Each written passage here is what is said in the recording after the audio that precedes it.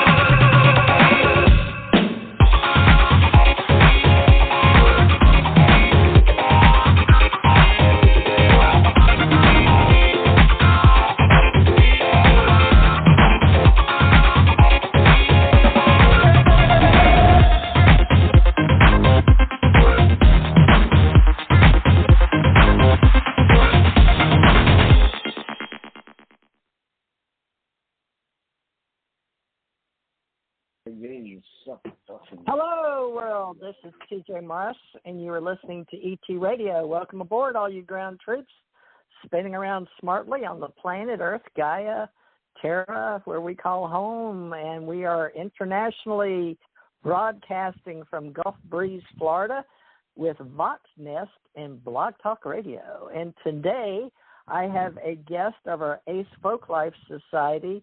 He is actually, as of May 2021, the president, as the man on the street who will be helping us with all of our artists, our authors, our musicians, and just people you meet every day on this time on the planet. And he is going to be helping us from Grand Rapids, Michigan to New Orleans, Louisiana. And I'm going to let you know his story of origin today as artist, chef, former American, and I think he's still an American, but he's well known for doing around the world his audio and his video work with me as a musician singer with Broadcast Music Incorporated. I'm out of Nashville, and I'm also recorded with New York because of my work as a singer, songwriter, producer, and I'm very much a talent scout, and I have really done a lot of shows and a lot of interviewing people. And Scott is one of these talented international people with art as a chef, like you've seen on Hell's Kitchen, as well as New Orleans cuisine, which I'm down here in the South along the Gulf. And he is actually in transit, but right now we're going to meet Scott, so you're hearing a lot of sound. So Scott is with me on my line. I may have to get him to call back in, but we'll see. Scott, are you alone right now, or are you with other people? I got Todd right next to me, my buddy, my cooking buddy. Okay. Buddy. Okay. Does Todd also work with you in Grand Rapids as a chef, or what does he do? He's been a prep cook for years. He's like a high-end prep cook. He runs all the prep cooks underneath him, and he's done it for years, and he's very skilled at it. Good. Well, talk to him if he wants to stick around. So, Scott, tell us a little about yourself. We're going to get your story of origin, and maybe we'll get Todd's because we don't know a lot of people in Grand Rapids. We used to have a lot back 8 years ago, a lot of artists, a lot of musicians up there. But I understand that you are going to be traveling, but let's get your story of origin as you were born in Grand Rapids, Michigan. Let me see if I can find that. Normally we set our shows up with a little short bio for you, and I had that pulled up. So let me read this, folks, to make it easier, because he may be a little shy about bragging about himself because he's a father and a musician internationally. He's been working with people all over Europe and Switzerland. He's actually been to the UK. But Scott Philip Breen's an artist, chef, singer, software developer, and a Renaissance man in the way we say in the 21st century. Scott was born and raised in Grand Rapids, Michigan, and he was born on Friday the 13th, September 13th, 1974. He was born to live and shine in artist's world, but he was up to the latest trends in today's reality. So we call him an artist, and he is the art futurist creating media for mixed reality, in quotes. That's a little tagline he uses. Now, we met only in May, but he has agreed to help us in the shift of the waves in this reality from 3D to 5D. You'll hear a lot of us in the mystics, oracles, psychics, sages, seers, shaman, but we're also being artists and musicians. Use the energy that we understand to move all of us as a global consciousness, a critical mass consciousness forward. Some of us do it straight. Some of us do it because we just have a natural ability to go into other levels of being in our sleep, and we are called phase spacers, which I am one, multidimensional. I am a precog and a psychic, but I've died, come back, died again. Now, Scott is actually a father of at least 6 children, and many more possibly that we may talk about later at the last hour of the show. But he is designing all types of cuisine and fine dining. He's learned at Grand Rapids and New Orleans, where he will be selling his art in the future because he's moving back down to New Orleans for his job as a contractor. Now, he loves history and researches ancient cultures. And even as a child, he was found out to do amazing things like a savant child. He did encryption code at 8, and he did a board game in 1982. So he was in a talent contest, and he became an Eagle Scout, and he performed on stage. By the time he was 16, he was singing and performing, and he was actually writing his own songs. Now, as I said, he has 6 children, works in digital marketing services with me on computers, and he's using his artwork in what they call ARVR tutorials. He's actually got his own, we'll repeat it again at the end on YouTube, and it's a long name, but I did find it on what he gave me. Now, in his artwork, he uses mixed mediums. He is presently 47 years old, still living to tell about his art and as a street artist in New Orleans, and he works part-time as a contractor in ARVR stage setup and all media production consulting. Now, the future is augmented reality, he's telling me, with the entire cyberspace culture, TV, movies, museums, internet security, targeting, imaging, portal projects, and mixed reality. So he is right up my alley, being an artist, singer, songwriter, so we have a lot in common. Not to mention I dabble in all this as a developer running for my company, American Communications Online and ACO Association. So let me save this little intro because we had to swap to 2 different shows, and you may not can see this right now, but we'll be more than happy to go back and put that in tonight's show so you can see it. And this later on will be on Spreaker and on YouTube, Spotify. We're on iHeart, just about any way that you can think of radio. So for all Scott Breen's friends in Grand Rapids, Michigan, including Todd, we welcome you to our show. So without further ado, Scott Breen. Scott, tell us all about yourself and your story of origin. I understand this is your first time doing your memoirs on a radio show. Is that correct? Yes. I'm just not a big interview guy, but I'm happy to be here and talk about what I'm doing. It's a little bit different. I do design differently for these mixed reality mediums. Mine is more art-based. My coding is more of a visual coding. I don't do the 0-1s that people normally do. I personally call it ethereal coding, and it's kind of a quantum encryption based on visual visual tricks. I use a lot of optics, and I interject them into my videos, into my 3Ds, and they create a self-animating quality. They're a low-weight asset, which is really good for the mixed reality formats that we have out right now, which is a requirement to make them function well. Well, I've seen some of your artwork, and I was really impressed with what I saw. And I really don't understand it all, but being an artist, I guess we all don't have to understand each other's mediums. Right now, mine is TJ Mars ET Radio, and I do branding and help entrepreneurs, and I'm a life coach. I help people get from point A to point B and hopefully keep on a timeline that's in this 3D reality, while a lot of people are experiencing fourth and fifth dimensions. Now, I'm putting up my portal that I use for entertaining people, and we're going to talk about a lot of things, including energy. But first of all, let's get your story of origin. That's the way we always do that, to bring on our artists, musicians. And Ace Folklife is art, culture, education here in the USA, but this is going to go out internationally, and is, by the way, live. We have people all over the world listening to our show right now. So let's talk about you. People are always impressed with Americans, believe it or not, because they all want their art sold.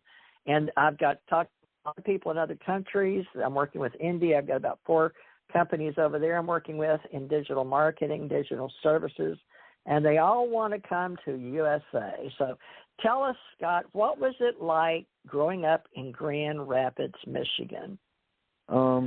Culturally, for me, I mean, Grand Rapids is a great place to raise a family. It's not the most culturally highbrow city. Kind of felt like a fish out of water my whole life. The Midwest is just it's where I grew up, but I just always kept pining away, and I like to learn. So I just felt no matter where you are, your limitations are only as great as you make them. And especially with the advent of the internet, I've learned so much more, even being in a region where high culture is it's not as prevalent. And I don't know, I felt kind of like an outsider my whole life in Grand Rapids, but I would say that it's a good family community. It's a safe community, and it was a good place to grow up. But it's like it's not the place that I need to be doing what I need to do, and that's why we're going to New Orleans. Now, you were called an Eagle Scout. Can you tell me, how did you get into that? Because you were born in Grand Rapids, Michigan. Were your parents and grandparents from there, or were they from the old country? Give us a little history of origin. Well, my grandparents everybody was from Grand Rapids. We were a Polish West Side Catholic family. Why I just got lost in my head. It was just I don't know how to explain my family. Well, your mother and father, I understood they were scout leaders or something, because my father was an Eagle Scout leader. Well, my dad was into scouting when he was young, and he almost got his Eagle, and that was kind of like why my parents were adamant about getting us in. Both my parents ended up being regional scout leaders. My mom did the Cub Scouts. I started as Bobcat and worked my way all the way up through Eagle. I didn't do the Eagle Palms, which is an extension after Eagle, but I by the age of 16, I made it to Eagle. My brother did Eagle too. Our parents were pretty active in it. My dad was an assistant scout master when we got older, so it was that encouragement. I will say, when I was 16, I wasn't too hip to finishing it. I got into like a more avant-garde music, and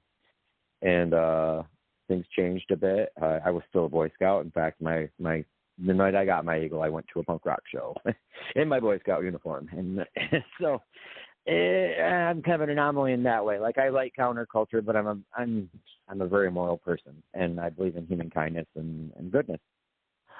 Yes. So you were raised Catholic or non-denominational, or both? I was raised Catholic, but we weren't strict Catholic. I did my first communion. I didn't. We just weren't strict about it. My mother grew up in going to Catholic school, and she was left-handed, and it was the 1950s, and just there was a bad hangover for my mom. I was surprised that we were still in the Catholic Church. Its policies, like in the 80s, I remember the policies against homosexuals got stronger, and at that point, my mom left the church. So she was still kind of a part of it, but we go to Easter and Christmas Eve at mass, and other than that, we weren't really that strict about it. But in my adulthood, I'm more of a pluralist. I don't believe that faith is bad as long as the intention's good. Well, does she recognize the LGBTQ? I think it's individual A, it's A+ or something. I'm trying to keep up with all of that, but LGBTQIA is what I'm supposed to say nowadays to help with all the colors they've added. But are you liberal enough up there to? Oh yeah, my first two sons are gay, and I'm severely supportive of that. I came from counterculture when I was younger, and most kids that gravitate towards counterculture, it's because they feel a little odd outside of everything else. So it's not the same as being homosexual or having a different kind of sexual preference or gender preference. It's not the same because you're still wearing clothes, but in the core of it, if you choose to gravitate towards that, it is part of who you are, and it's a social risk because at that, well, not so much today, but I was in the 1980s, and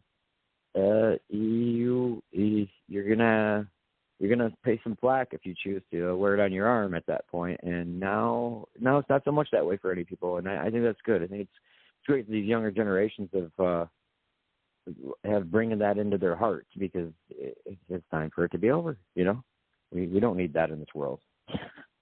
All right. So LGBTQIA, it's lesbian, gay, bisexual, transgender, queer, and are questioning, intersex, and asexual, and are ally. Now, how do you fit into that, having two sons that are gay? Are you an ally because you were straight and married a woman? How do we say that? I'm asking for your help in my... I suppose I would say I'm an ally or a supporter. I mean, as far as myself personally, it's just I have supporters. I mean, I have post-transgender friends that I support. I have gay friends that I support. I mean, I support anybody's choice to do what they want. It's not just my children. So, but because of who they are, it's a personal extension of it, and when I see things that aren't right, and that means that I feel the right to correct it because I have sons that I'm very proud of.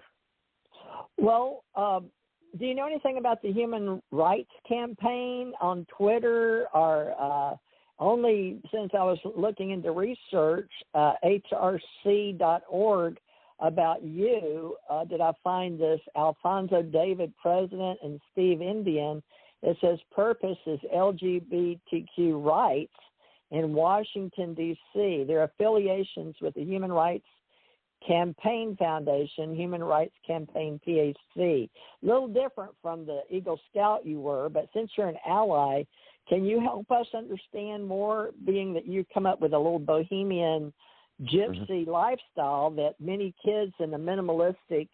Well, let's start with you leaving country. You backpacked or you went over. I'm getting all these kids your age in their 40s now on my channel that have gone across country. They're artists. They don't mind living in tents. And that's just shaken my foundation because so many kids. I'm going to be 70 this year, which most of you know, singer, songwriter, musician. But at the same time, I'm an entrepreneur, and I'm going back to work because of money. I have to in America. So, Scott, with that said about me being very open, I think I have gender. I'm an ally, and my brother was gay, and my uncle was gay. So I grew up around in a military family that was apologizing for nothing because my brother was on Oprah Winfrey. And you know who that is. So we apologized for nothing. And Mother helped with the quilt thing with Billie Jean something tennis player, Billie Jean King. Yeah. And so she was very involved in the politics of the LGBTQ in Houston, Texas. But are you involved in any community, or are you just helping anybody you can? Give me an idea of your community service. To me, for community means helping anyone.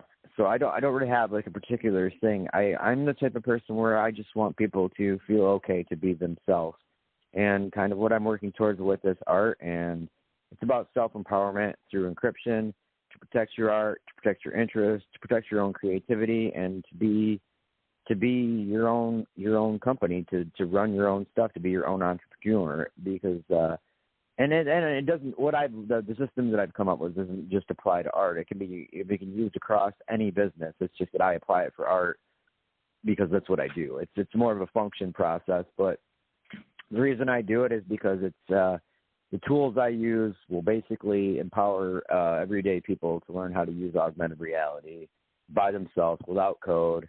They'll learn how to animate. They'll learn how to make GIFs. I'm working on a lot of tutorials that basically I can teach a child. All of my children know how to animate, and several of them know how to make augmented realities. And they're all under the age of, all those children were under the age of 10 when they made those, through my instruction. And I think it's a basic idea of technology being presented by somebody who's not a normal technologist. I have the ability to just make it palatable for people and make it understandable, because I say it in terms and words that aren't so technical that it frightens them.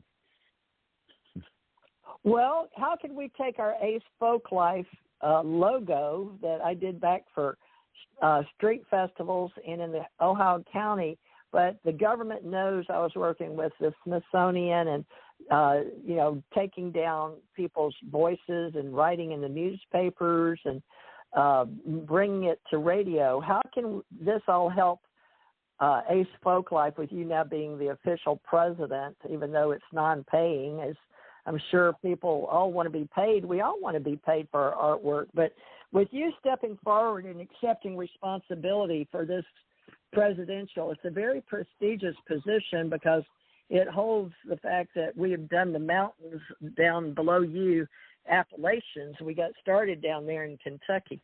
But how can you make this better, going from Grand Rapids to New Orleans for the Ace Folk Life? You'll be on like a mission for art, culture, education, starving artists, and helping us fundraise to help the starving artist. How do you do you have a vision that you could foresee helping all of us? Most definitely. And the biggest thing that I had wanted to do, and I was trying to get a team together to pull it off this year, is to start a real life worldwide media player through augmented reality ground-based AR, and it would be a combination, which is you copy and paste a link in your phone, and it will project the AR through your phone as a viewfinder in front of you. I use a combination of a GLB 3D, an MP4 window, and basically it's a little virtual stage with a rock music video, which gives directs to, you can link a YouTube, you can link a regular video, it's up to you. That's the ground base. I'm also doing a target imaging that will work through this QR portal series that I'm working on, and I had a trouble with getting clients, and what I did was I created a simple, these 3D GLB cuboids, and they have quick response codes on them, and I found that over the last 10 years, I made a quick response code game years ago that most people don't know what QR codes are, and they're quick response codes that go directly to one point on the internet, directly meaning a sale or whatever they're on those little Coke bottles. You'll see them, they're little barcodes, they're squares. Now, augmented reality is just a graduation of that, and the fact that when you're scanning with the phone for the QRs, you're recognizing those pixels, and that opens that data. Whereas if you're working with augmented reality, you take an actual image, like a picture. The scanner will recognize that, but then the data projects on top of the image, like a hologram, but it has to be seen through the viewfinder. Now, there's ways to apply.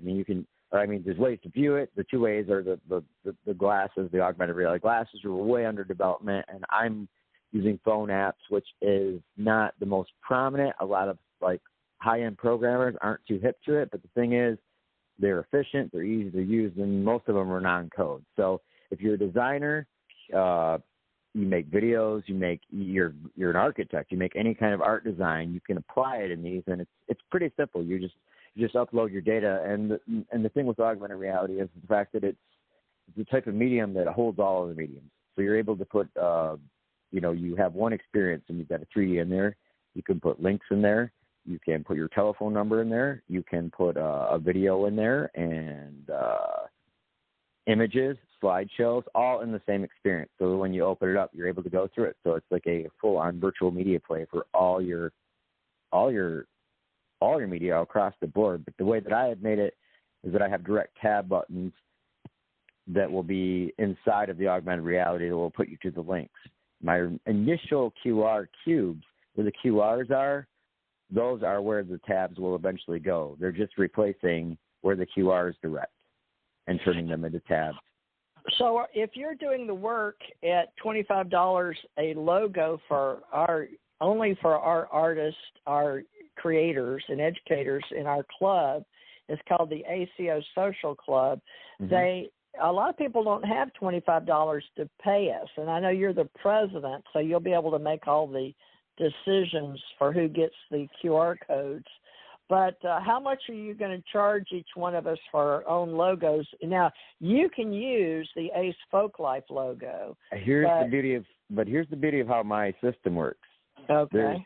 You don't pay anything. You don't need to. It's based off of digital networking. What I do is, because it's very hard to secure an account from somebody, I go online, and most people don't realize that online, and this is something that's happening in the NFT market, and this is something that I brought to everybody's attention, because anybody can go online with a screen capture or a web capture and take your art. If it's not private, they can take that. And once that is made, that is officially and legally a piece of art, because it is collage art. And then you could take that art and make a composition out of it. And even if it has a logo in it, if you're not charging for it, it's just a piece of pop art. So I do that. I send it to a high-end brand. If they choose they want to be a part of it, I give them the cube for free, and then I have a download of a GIF capture and an MP4 capture, a PNG for people to download. Now the QRs on there are direct to the products of the sales. What I do is I'll pick out 4 products that they're trying to push at that point.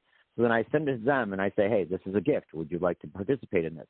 If they agree to that, now I have it's a pre-metaverse. It's not built yet, but the cuboids, the point is they go into the metaverse. The metaverse will be sold and auctioned as a full sculpture once it's full. That will go, or the QR like sculpture, and then that funding will go into the metaverse to build it. That's the process I'm going through. And right now I do have a guy out in California, Steve Van Loon, and he's all ready to start setting up to be building the XR in the beginning of June. I actually have it built already. There's 15,000 spots in it. I did it in 2 days. I build really fast. I can build an XR in about 5 hours. Now, I've got the Ace Folklife original artwork for artists, creators, educators. It says art, culture, education on the bottom.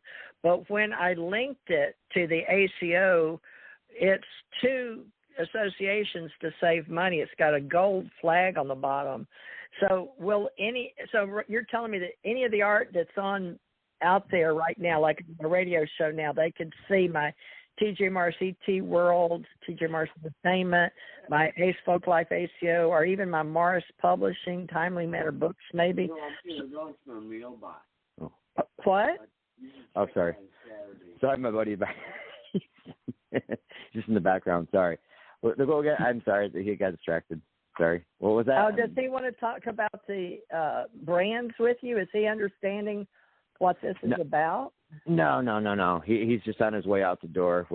He's just conferring with me. Okay.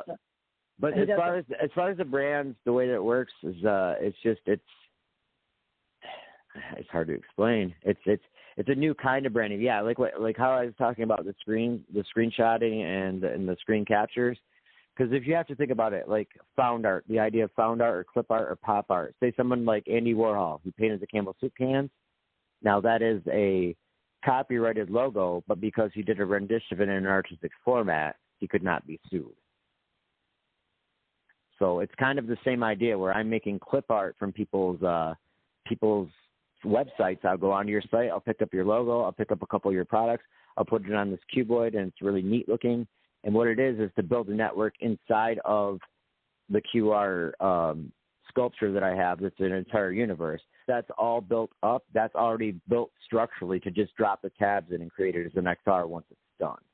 Well, give you the brands for our artists, musicians, or when I go out and listen to a band, I'm taking videos for them to put on our channel on YouTube, and they want their brand on a phone so they can connect it to their website. I don't know how to do that. So are you telling me you have the skills to take the app on the cell phone, the brand, and connect it to their website? Is that what you're saying?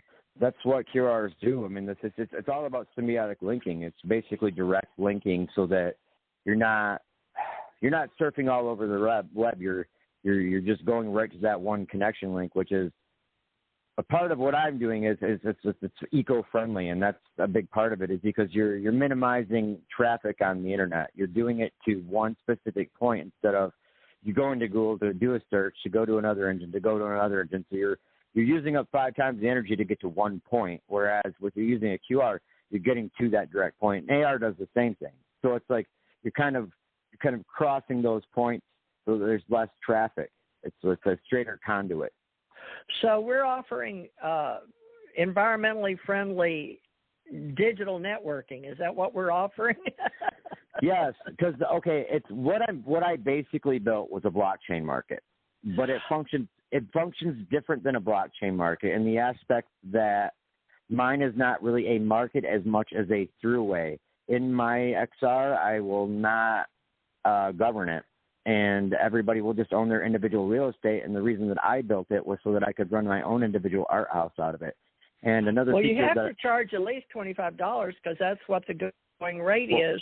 Right. For all the branding. Okay, well, this is how it goes. They get cuboid, and that's kind of the ground in. Now, that's to get them and to get their interest. Now, that's where the donation comes in, because if they want to, it'll be added in the sculpture, but if they want future real estate in the XR, which will have physical example with the other sculpture in it, they buy that. So that's how the funding is. They're buying future virtual real estate within the metaverse that'll be built in June. All right. Now, this metaverse, I've got universe, multiverse, metaverse, xenoverse, omniverse, alphaverse, and omegaverse built in to the fan base inside our coding for this reality, this millennium, this ascension age awakening awareness. How does all the fifth dimensional and our 5D artists, scientists, even our astronauts, everyone that doesn't understand at my age, because we're building this now, but right. Not everybody is interplanetary or understands universal thought. So let's go back to 3D, to all the baby boomers that we're asking to come back to work from age 65 till 135. Of course, now 20 years from now, this stuff you're doing will be old hat, and you'll be on to the next cutting edge wave. You're surfing the trending waves. But let's say for right now, you're helping us get our what they call apps, right? Would you agree to that people at least can? Because I think we're talking shop. I think this is over most of my listeners' heads. So, folks, please don't tune us out. Just stay with us here. We're going to try to. Yeah, help them understand. It's about protecting your private, networking online if, you have art or music or products. Now, the thing is, because of the NFT market emerging, you've got more people out there that are electronically savvy that are just going to take your stuff and screenshot it and post it as an NFT. And it's already been done. Somebody was at the Louvre and they took a photograph and they sold it as an NFT, and I think made $35,000 on it. So let's say that's already been done? Right, yeah. So the traditional artists are not being protected from digital theft, and that's why I created what I created. But it isn't something that just can protect from art digital theft. It can protect from any kind of digital theft, because the eventual network, the way that I will work it, is there will be one PDF booklet, and everybody gets their own PDF booklet. And every time you add a page to your booklet, you duplicate and add it to the main booklet. The main booklet is the social network, but it's a private network that's only accessible through private links and people's private cloud storage. So that way, everybody can view what you have, but nobody's being able to download or take what you have. Now, these people talking about this in India, like you said, VR, but they don't understand. your part as an artist, you're going to keep it made in the USA for us right now or not? This is something that could, if you gave me a team of 10 people, I could outfit the entire internet in about 2 weeks. It's that simplistic. The intake on it takes 10 minutes. Well, I called most of these people to help me, and they all want $15K, meaning $15,000, just to talk to me. And my organization has always been ground roots, boots on the ground. What do they call them? We're not on the parade. We're the ones in the weeds watching. Well, we're the poor people of Appalachian Mountains. And, what you have to understand the people that know how to play guitars and banjos and mandolins and fiddles. These are my musicians, but I don't know how to. I can't afford to go up there, so I've got to teach them with Skype or Zoom. You know what I'm saying in this reality, right. But musicians in Nashville have their own way of speaking and music. I need you to help me come up with communications in words that people understand, because in digital marketing, most of my people are not developers, and they do not want to be. They just want to use their phone and get to the shortest route. Most people are lazy. Not to be rude, but they don't want to know all that stuff. It makes their brain hurt. What you and I are talking about. I get you. How can we make it simple? How can we make it simple? Simplistically, without visually showing it, it's really hard to simplistically show you. But the basic idea of it is that I am a traditional artist that applies electronic music. So part of what I've really been fighting for with my product is because it's an uphill battle. I'm an anomaly within the AR world because of the way that I design, because I code through visuals, and it's a different thing. So I'm a guy with a feet in both worlds.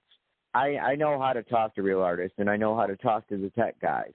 But the thing is, if you're going to work like you said, you want to work with somebody, you've got to offer them $15,000, and that's something that you need to understand about the tech industry. It's not a lot of the knowledge that you can gain through it. It's not so much that it's hard; it's the language that they use and it's the way that they present it. But when they leave it elitist like that leaves them the ability to charge $12,000 for something that's not worth $12,000, and they know it. It's a game. Well, there's a bunch of them out there already built into the reality we created for people that went between the musicians and the artists that can't afford it unless they're working with the old school, the way that, Universal Studios and MGM and Paramount, they all worked with our union writer staff and our musicians, and then they were all, like you said earlier, to me before we got on, about non-disclosure agreements in other countries. And yep. I am being called back to service globally on this planet because we're in a Renaissance time, like you're a Renaissance man, but we have to go with the flow where we are in time, space, and gravity. And right now we still have 3D people that haven't gone to 5D. They're still here. So I need to get to a language with you and me that I don't mind charging my people $25, but I'm not going to charge them $2,500. But this is what they need to understand. Don't you agree that this is very minimal, and you have to have 10 people as your. Why can't we have the 5-man team with lead investigators through the Department of Justice or something? What's up with 10? Is that going to another level or something? No, I don't think so. You said 10 people, or you were just using it as an example? As an example of how small of a staff that you could have to do it. It's basically the way that I made everything is they're pretty simplistic files, because the thing that you have to understand about augmented reality is that all the things that you add to it have to be pretty low, like resolution and low weight. It's meaning like if you have a video, which most people don't understand this, sizes of videos that can go up to 20 megabytes. And a 20 megabyte video is not a very big video. And with these mixed reality, even with the 5G, you have to be within certain specs to get things to work inside of it. And what I've taught people, what I will be teaching people is to how to use basic graphic design skills and how to apply it to mixed reality through platform apps. And so you're going to teach them how to fish. In other words, you're not going to just feed them. You're going to teach them how to fish. Oh, yeah. If they want to be. Well, what are we going to call these people? Because I can't just take what you do and cut you out of the picture like some of these guys are doing. Because I'm not worried about that. That's why I want you to own that ACE folk life, meaning ACE as the best, or ACE for art, culture, and education. But take my logo. I'm going to pay you $25. It's not much, but it's all I can afford running a nonprofit. And then I'll hopefully will have people pay in donations for their own brands as you build this, as you build the Ace Folklife Guild, GUILD, around at all these street fairs. We have here in Pensacola. We have them like the Mardi Gras, New Orleans. But you understand artist street fairs and my artisans, their culture. They create jewelry. I've got one here that creates jewelry out of the bridge we paint here. I know it sounds funny, but you know as well as I do how many, like you said, like a bohemian life, all these people, including my daughter that passed, they're like a bohemian, brilliant artist culture. They want to be accepted. Some of them made these, what do they call those, dream web things. What are those called? Dream weavers. Yeah, my daughter could. Yeah, she made one. It's in my bedroom. But before she died, she wanted me to have that dream catcher to remember to help everybody in our nonprofit and all her bohemian religious, believe in Christ, people in America. So that's the ACE. And then she had Ascension Church Ohana, ACO as well. So I paid $87 to file that here in Florida. But the nonprofit, now that is going to be the church, but we can honor that anywhere, I would imagine, on digital networking in New Orleans. Now, how will we do that? Because it's going to take us, we have to do our design plan with how much it's going to cost us to run this on the profit side of the house and the nonprofit, 50-50 on a dollar base. Now, cryptocurrency was 6 levels down with the original Bitcoin, right? In Japan, Shimoto or whatever his name was, that we can't find out who he is.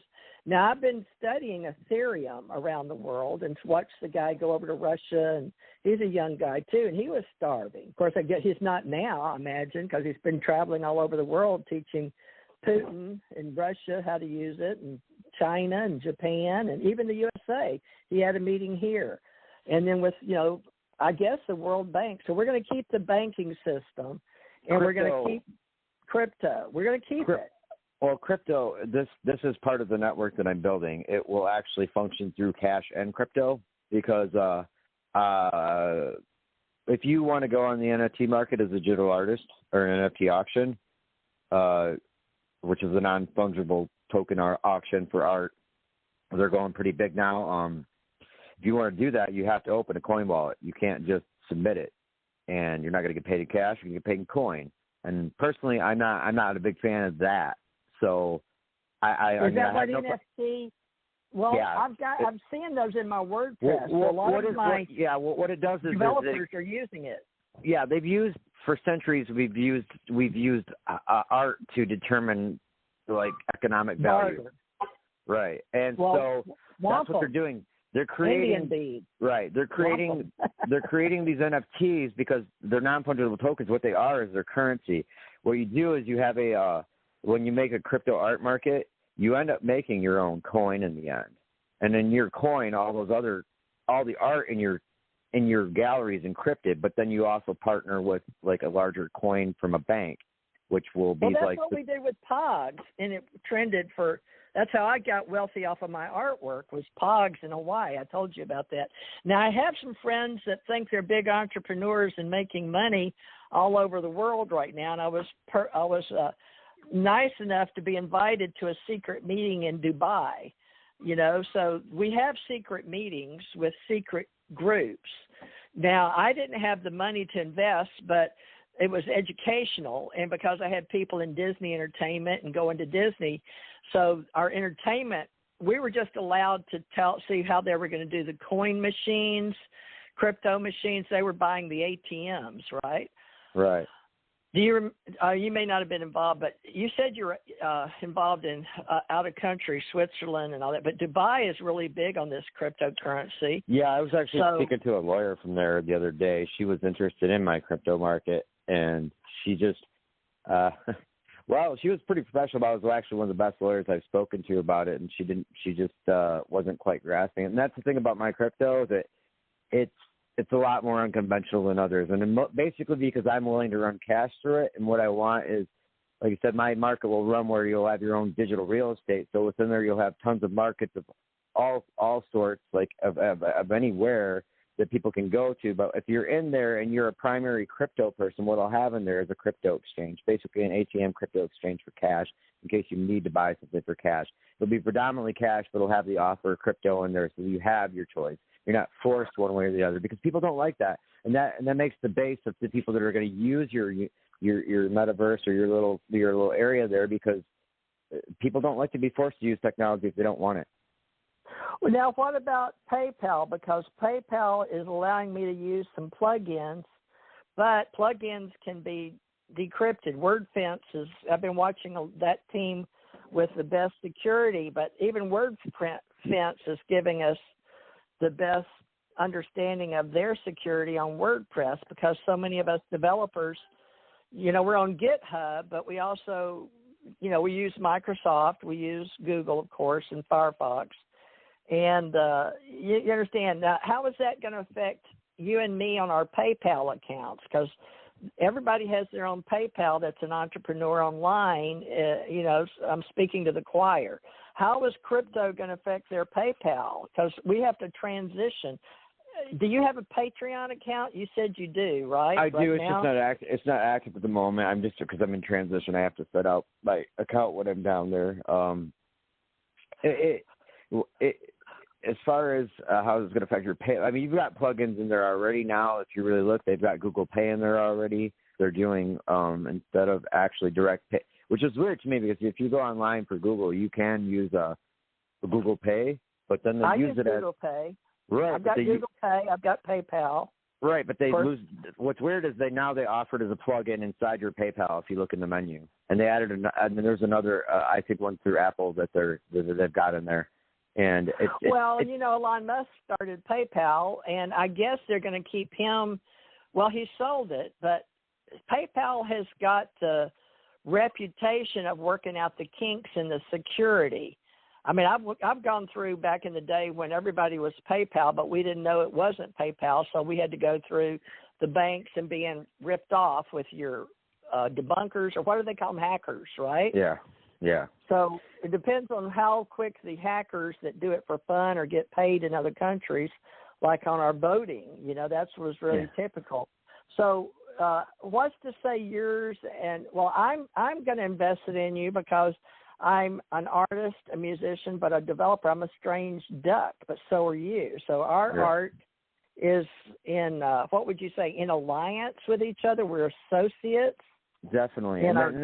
And what I'm doing is that what I'm doing caters to artists. It doesn't cater to people that are in the electronic industry. It does cater to regular people, and that's kind of the whole point. And whether they're people that own businesses or anything, they're people that aren't tech savvy, and it gives them something simple that introduces them to the eye of augmented reality and mixed reality, because it's not easy to understand. So what I designed is kind of baby steps through it to teach you it, and not only teach you it, but like show you it incrementally in a way. It's built in that way so that it's a little less intimidating for people, and that's what I'm trying to do. And once the tutorials come out, it'll make it a lot more simple. I have a QR page, a quick response page that I use as a cover on all my Facebook pages, and it's basically, it goes through has QR codes that are video directs to anything that you want to know about augmented reality and augmented reality assets and virtual reality. I have a one-page introduction into. I took every source that I knew that would basically be able to teach you a basic understanding of all the things that go into it on one page. The QRs are. Then there's a part of it being a QR is to introduce people to the idea of scanning QRs, because once you get used to that idea, then you get used to the idea of scanning augmented reality target images, which is the next step. All right. So people are just now, because My kids just knew how to learn to use it. They're in their 40s and 50s. I'm 70. So that group knows scanning QRs. I only know it when I go through like the donut shop when I'm sinning. I'm not supposed, I'm like a bona fide, I'm certifying and I'm qualifying people to be in my divine group for being high-level ascension masters or being able to be what's called ordained clergy, right, in my group. But that's a different evangelist, but they call us evangelists that bring people into digital services. I don't know if you've noticed that with a lot of people. Right. Mine's designed. I see myself as, that's what I want to do, is mass educate, because I've always told people that what I do is very simple. The biggest problem I've had is like refining it down to a simple process, because it's simple but it's complicated. I fine-tuned it down to make it easier for everybody else, because when you look at the when will you decide that $25 isn't enough for a brand? Because you're the president now of our international art, culture, education brand, and you're going to use that, I hope, to show or teach us all as artists or authors, because we're a niche genre, and we don't want to know. I know how to develop, but I've been doing it since 2004. So people come to me to set their websites up. But I have teamed up with Fix My Webs. So that will work with our new brand, right? Because Fix My Webs is already well known out there. But as Fix My Webs, what they want us to do is add their QR, right? Now they're calling it adding your application, but these India engineers and EE with me are, I was married to an electrical engineer, and their family worked at Grumman and NASA. So all the engineers they don't really understand it, but they know they need one. So you're saying that you take the QR. Now, how are you going to help them go from QR, which you said like it was Pokemon? Can you sort of explain that to my engineers, because they're going to want to try to engineer it and own it. That's just the way they are. They're like architects. Okay. The way that the portal is presented in, the initial portal with the QRs, is it will be a GIF. And on the right-hand side of the GIF, there will be a window of the 3D that is rotating. And there will be a QR below that where you can download that. And then to the right of that, there will be a GIF capture of it that you can download for free.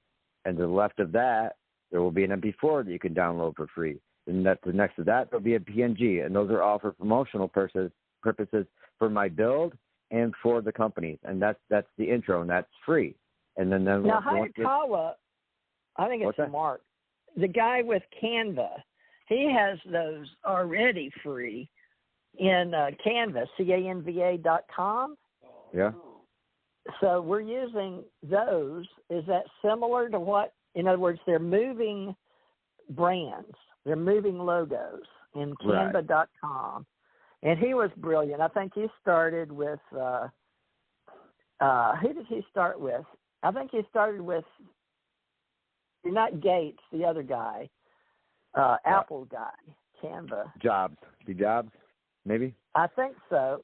Canva, because a lot of people like me use Canva, because every time I get into something that I'm going to invest in and be with, it's already done a few million times, right? Yeah. The way that I do things, I hybrid programs. I'm more of the type of person where I utilize a program for one specific portion to get to the eventual end. So I do a lot of hybriding, because I don't like to rely on one single software, because you can bypass a lot of stuff that way. And there's a lot of really simple stuff and tools you could do, like with graphic design, that people don't realize you can do, because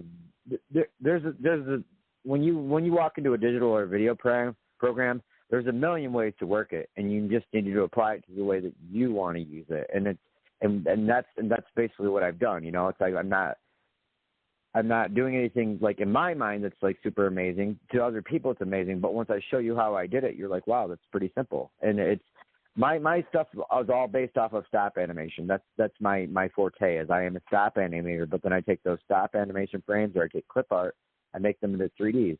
And then when I make that 3D and I put the QRs on it, I capture it. And then you get those three forms of media that people get for free to press your brand and my brand. And then it goes into that QR sculpture, which will be auctioned off at a later date through a digital auction through eBay, which is another process that I have as far as selling my items. My eventual stores myself, this is the way that it'll work. I will only have my Dropbox and eBay and my clothing store. I won't have a website. It will all function off of QRs based off of that network inside of that XR. The future is not even needing a website.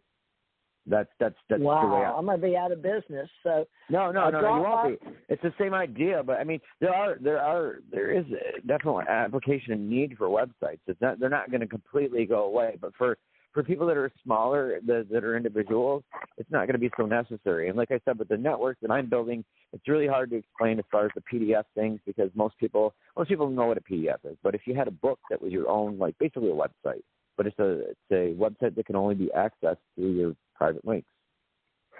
Well, that's why you have paid, not paid clergy. We don't have paid clergy. We have paid artists and creators. But now, my daughter had Wambi. You may not have seen Wambi on YouTube, but she took stop art and had, on her phone and figured it out for herself. And I thought that was so ingenious about 8 or 10 years ago. She made this little lammy walk across the floor, climb up in a window, look out the window, and see Kaylee, my granddaughter, in a pool with her, but it looks like it's moving. So that's stop art, right? When you take it with your phone. Well, how do you? It's not really a trademark because, it's your brand and your trademark we're protecting in the video because I do videos, but I don't understand, and she can make my brain understand it. So it must be beyond.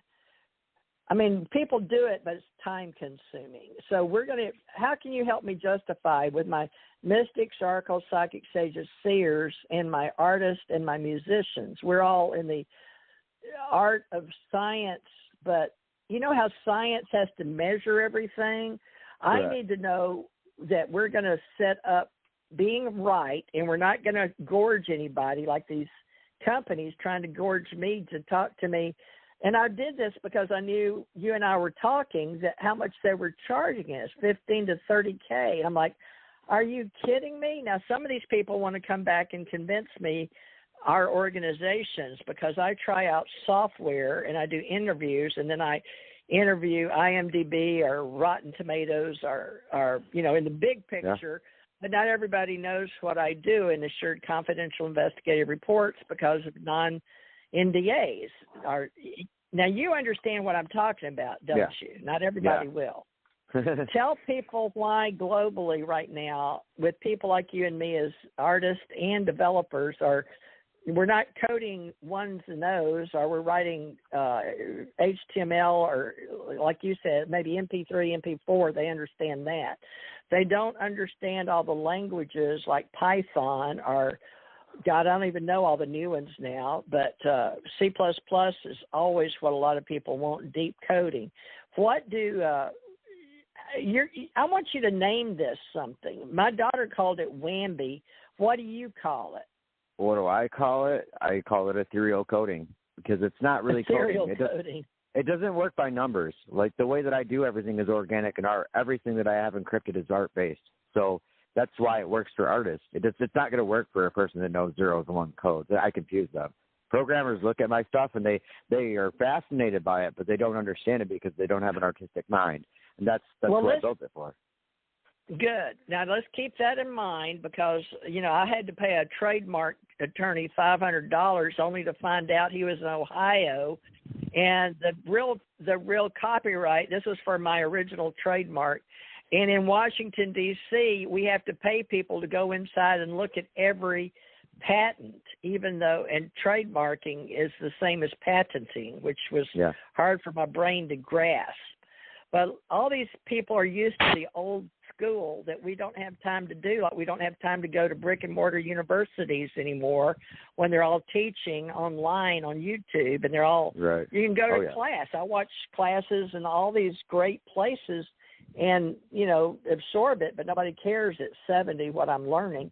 But I do want to be able to work with you and people that are doing it to help humanity for human rights and to get these people eating again. So we've got to come up with something. And I know this is going to be hard on you leaving your family, but we feel like you can sell more of your art in New Orleans and help our association sign people up if you'll just have a board there with our logo and yours, whether they want to buy one of these or not, the fact that we're helping them. Remember during the hurricane, so many musicians went down with their own money and helped these people, you know, but not everybody can afford to go around the world anymore. So we're going to do this, what do they call, we're going to do remote webinars online and help you. Did you call me?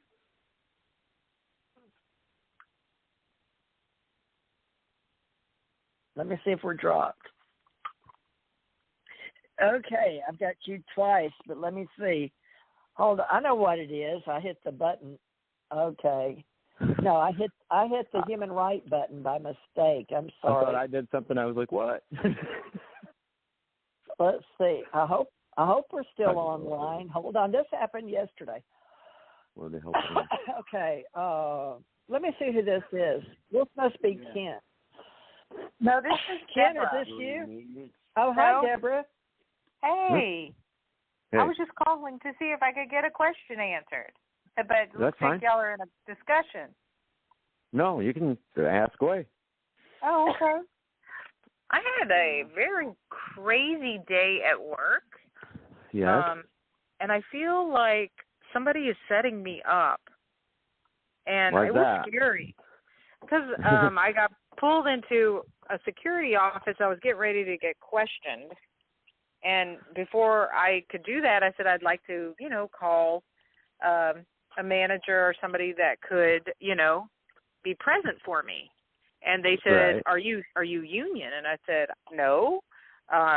And so they said they stopped the meeting because she had an extra person, but I was by myself, and it looked like I was getting ready to get interrogated. That's never happened.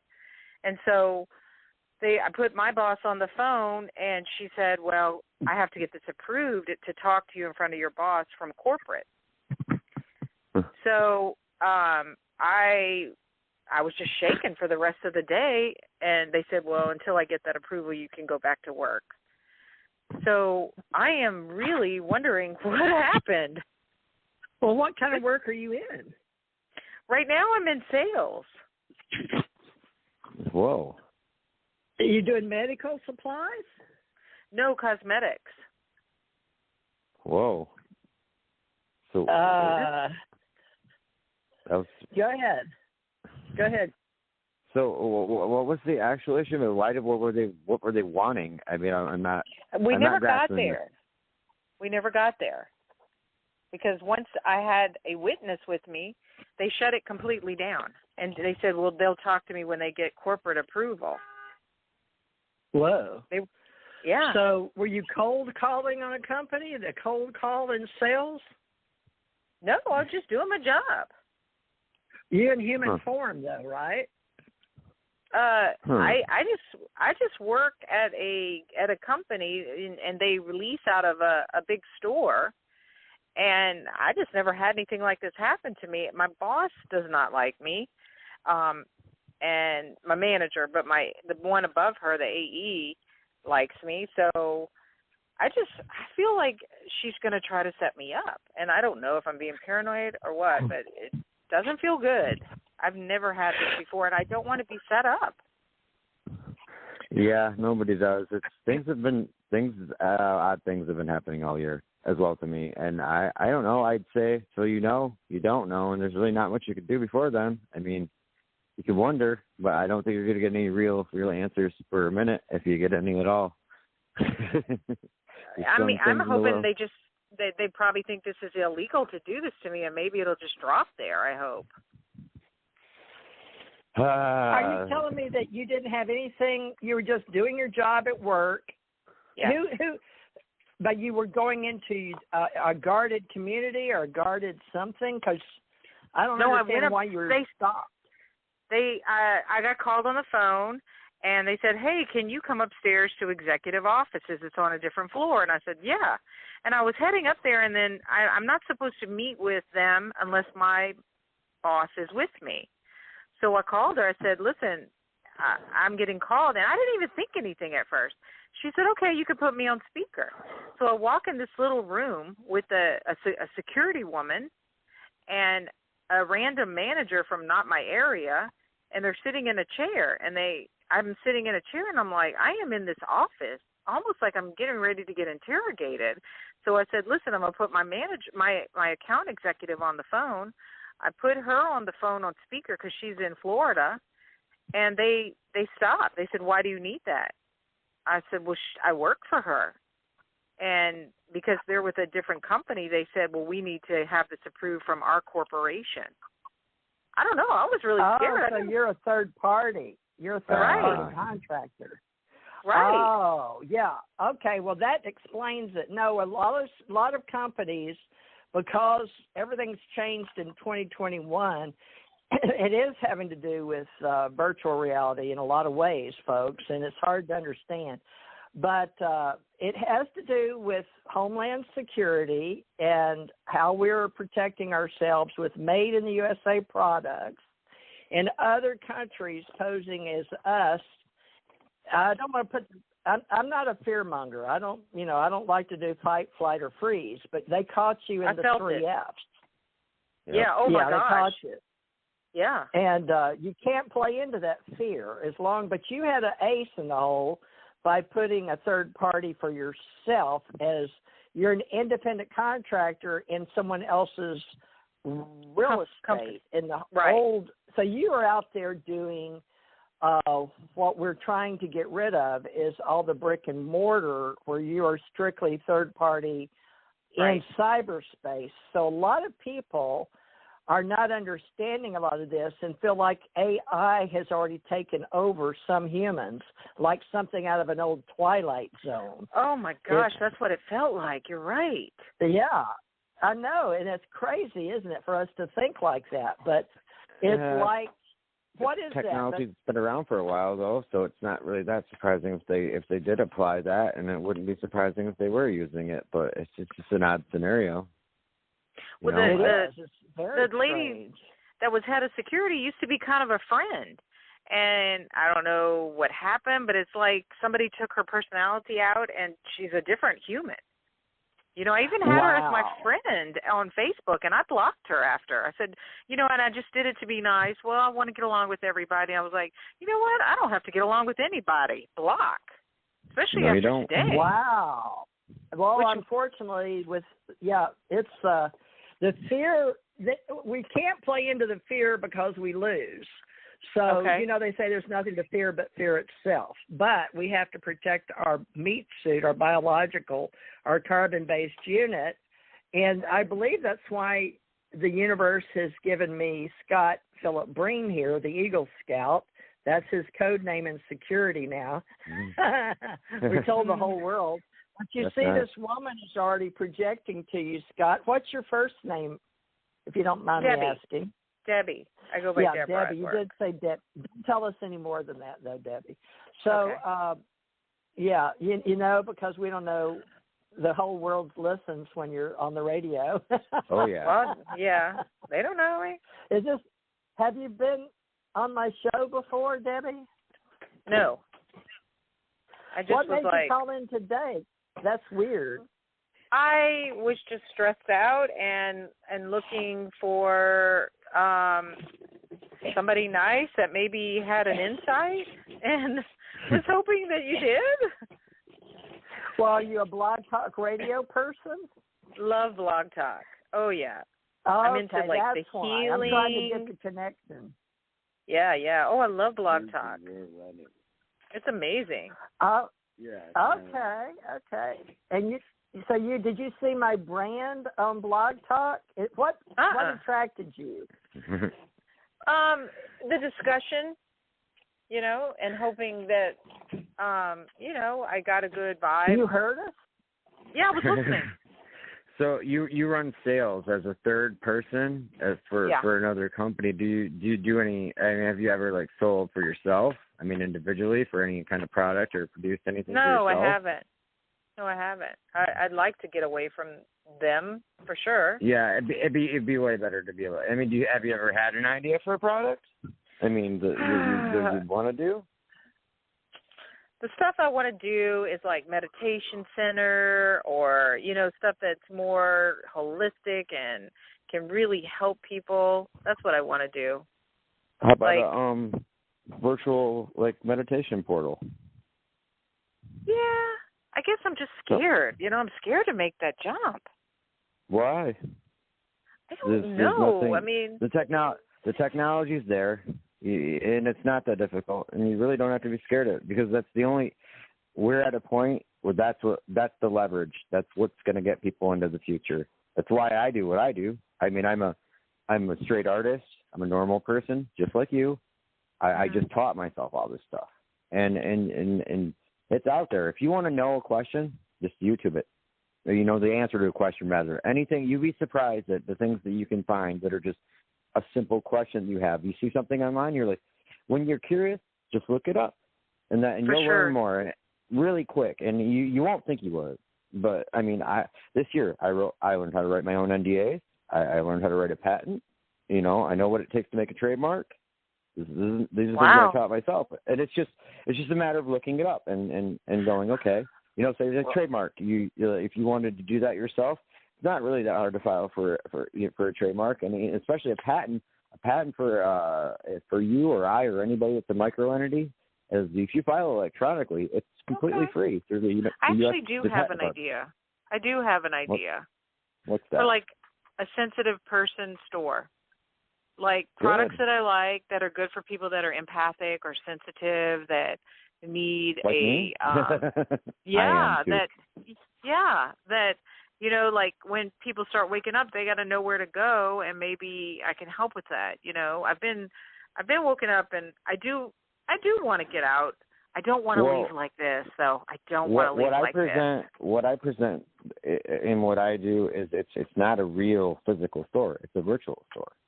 No, I know. I thought of it, to be honest with you. I was just like, oh my gosh, how am I going to pay my bills? I've been on my own my whole life, and I'm taking care of my mom, and it's scary. It's really scary, It's all scary. I drive my mom. Everybody's struggling really hard right now, and even people in the industry that have the skills, because it's things that are in so much flux right now, and money's in flux in different places, and people are financing things, and people either you're lean or you're fat right now. There's really not much of an in between. But I will say this, as far as I've been heavily into the ARVR thing for the last 2 years, and I will tell you this from people that I know that are on the inside track, that in the next year it is going to boom. We're looking at in the next 6 months it's going to boom, and it's really going to change things. It's going to change the internet as a whole. What I'm presenting is something that's going to be a little more usable for a person like you to understand what it is. Okay. I'll be doing tutorials starting next week. I can show you how to make an MP4, how to make a regular graphic design, and the programs that I do this all with, the tutorials.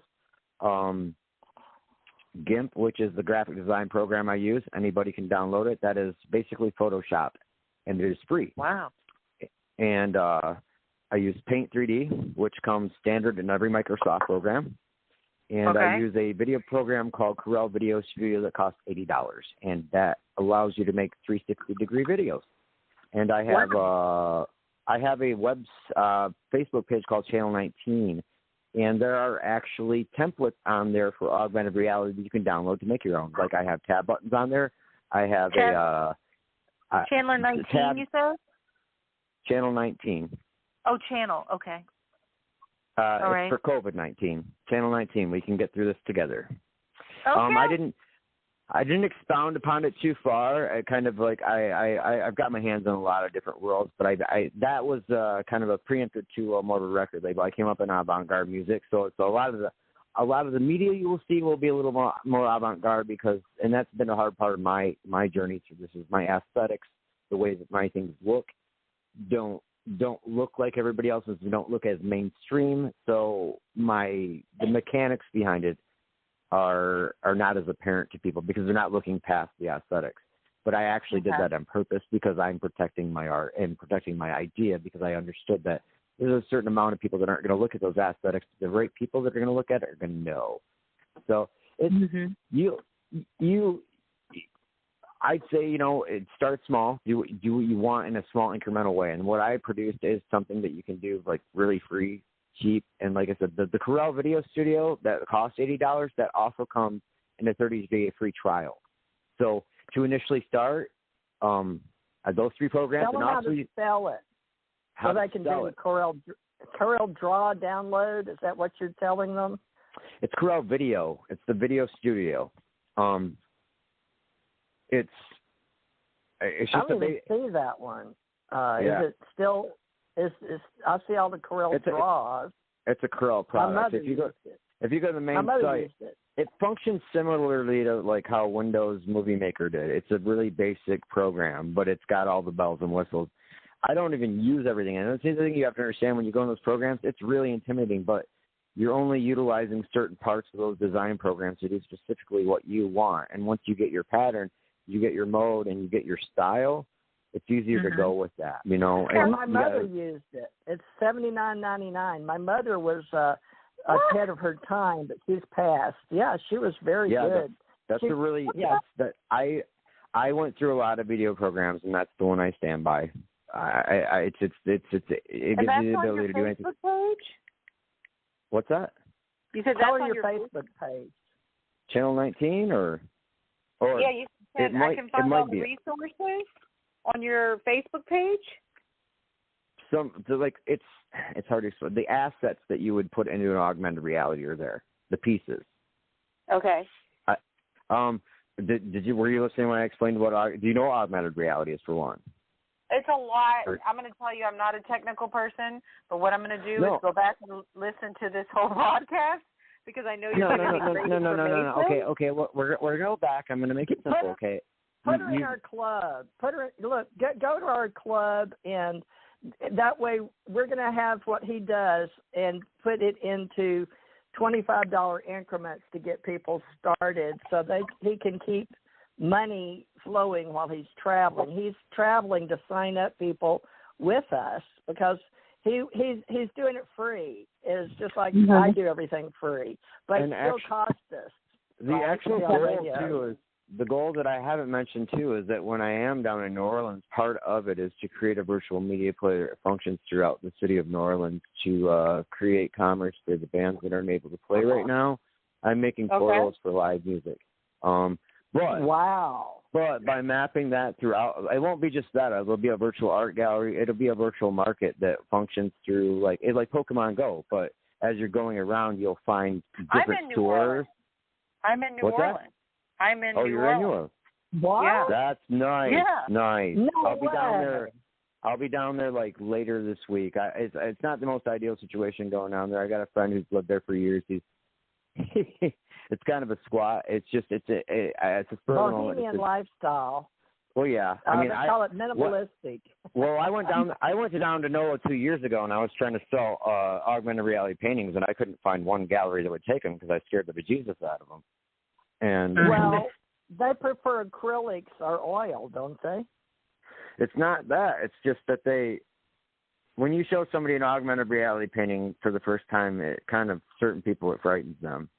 You were ahead of your time. You shouldn't be charging for anything less.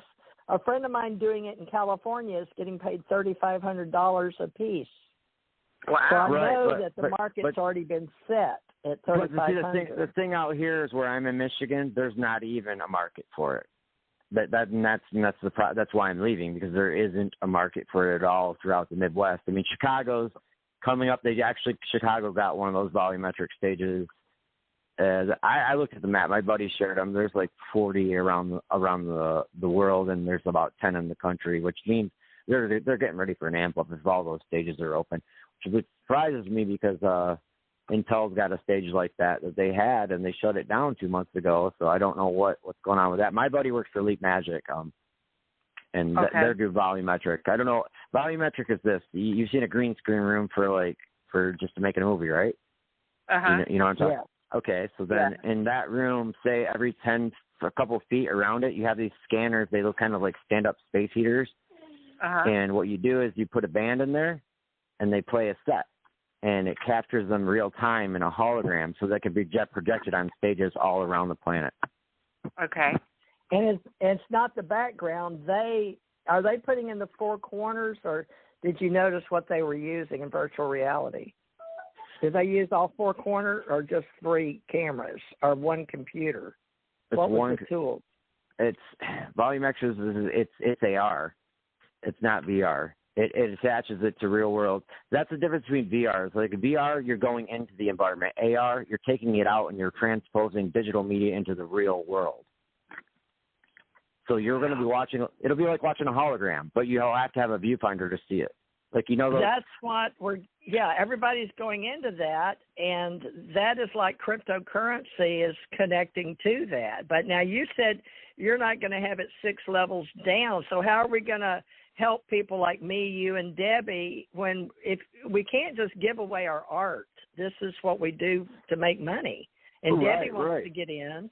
And what I created, like I said, how I wanted my own individual market in that larger market, like my own individual little art house.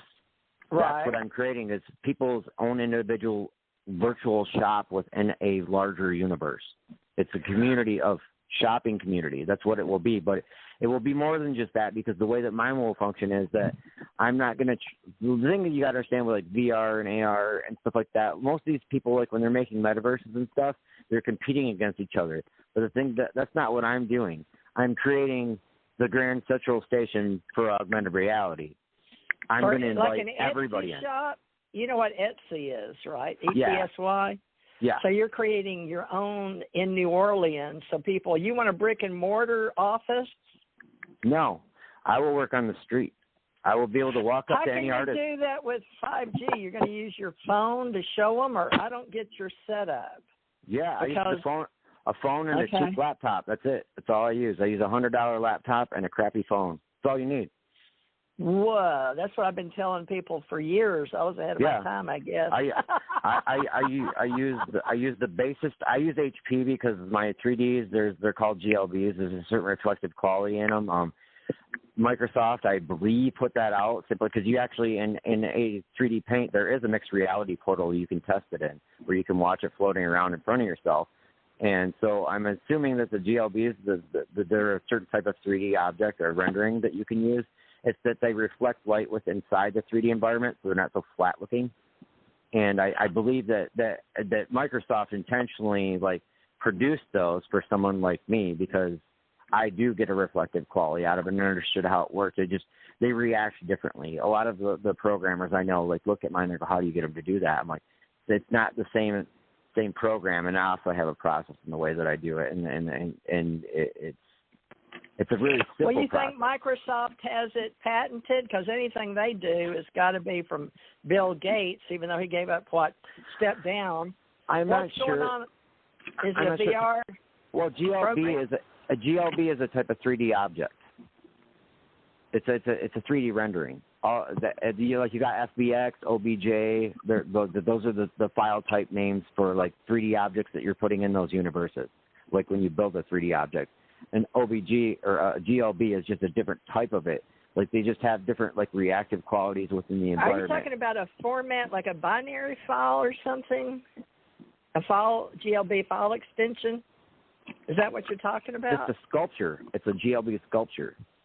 It's like a 3D sculpture. It's an actual rendering. Is that like you see that they're putting together how they're pulling together all those plastic guns in those 3D machines? It's not quite like that. It's hard to describe a 3D model sketch fab, a 3D model, yeah, sketch fab is a good. It's a type of 3D object. It's just the file type. Okay. So you're using sketch fab is I didn't. Oh, I use 3D Paint. I don't use anything else. I don't need to use anything else. And that's why I use it, because it's a basic program, and I had never actually worked with 3Ds until about 6 months ago. I started integrating my animation cells into 3Ds, and they started making really cool 3Ds. So I'm big into photogrammetry, which I don't. Do you know what photogrammetry is? I'm not trying to be rude, but do you know or no? No, I don't. I just know GLB as far as 2D and 3D models. Photogrammetry is used to, well, I mean, you can use it to what it was originally used for, and it was an organic thing. It's been around since like the founding fathers. Really? It's photogrammetry is you're using images to map out distances. Oh, okay. But photogrammetry, as it applies into like 3D imaging. In law. We use that in law. I didn't know because we could find oil or underground when we used to use our, people, the old folks, they used the willow tree. It's similar to that, but in future language. That's why they call it ET language. Well, the application for photogrammetry in 3D is, say, if you're making a 3D rendering and you want textures on it, when you've got kind of a square blocked out image, but you add those textures over that make it look more real. That's a version of photogrammetry where you're mapping photographs to a shape to present a 3D image. Wow, this is going to be fun. So how will we get but how can we tell people to utilize that in today's time? Okay, this is how I make the little QR cubes for one. Okay, there's a site called QR Code Generator. All you have to do is go to it, and the link that you want, you copy, you paste it, and you print it, and it gives you a PNG of your QR code. And there's 4 or 5 sites like that. The one I like is called QR Code Generator, but anybody can make those for free. It's just most people don't realize that you can do it because there's companies like Smart Label who charge for it, which if Coke ever really figured it out, probably wouldn't be too happy. Oh, wow. So those are like everything that's on there, and as far as the 3D cubes, okay, they are a stack of transparent PNG photographs. I create them as 3D objects that are one side of a cube, and then you put the QR in that, and then you duplicate it 4 times, make a box out of it. You save that box, and then through Paint 3D, it gives you the ability to capture it as a PNG, as an MP4, and as a GIF. And those will be what's presented in the market as your free downloads of your little cartoon, your little 3D, and all that stuff to promote you. And then that 3D actually goes into the environment for the auction for the bigger piece. And the person who's participated gets the 3D for free for download for themselves to keep. That's how you're setting up your market in New Orleans then is how are you going to keep your customers because you're the artist? Yeah. They like you? Oh, yeah. Because you helped them in the beginning, like somebody with our group. Because I sign up artists, educators, people, and then we help them do the rest, the shop online. I can teach it in tutorials, but the thing is, the way that I teach, it actually does work better on the ground. It's like her being down there in New Orleans. I could teach her in probably 10 minutes. Well, how does she? How do we put you together off of this radio show? Unless Debbie, do you want to sign up with us on our Ace Folk Life group for artists? I want to go somewhere and check it out. So if you could, I'm going to go to channel 19 and look at that. I'm just, I'll give you after the something day to look I've up. had, I'm Here's just fried. a thing you could look up. Look up it's called Unite AR. It's an augmented reality platform. It's an augmented reality platform. You get a free trial. And I think they give you 5-6 targets you can get, and I think you only get like 50 recognitions to test it out. But it gives you a general idea of, just read through the info, and it'll seem like Greek to you when you first read it.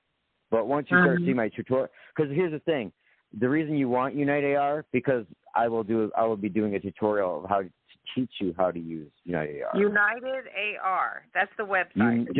Just Unite. They're out of India. They're a platform app.